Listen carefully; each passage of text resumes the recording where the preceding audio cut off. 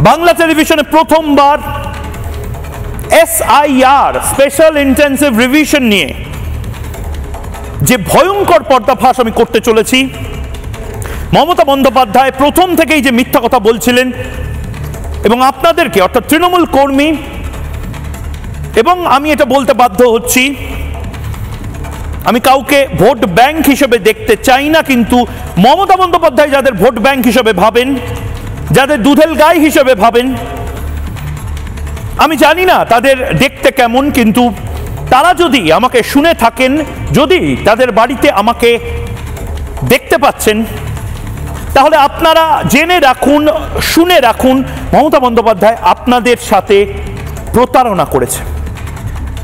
SIR নিয়ে মমতা বন্দ্যোপাধ্যায় প্রস্তুতি অনেক আগে সেরে ফেলেছিলেন।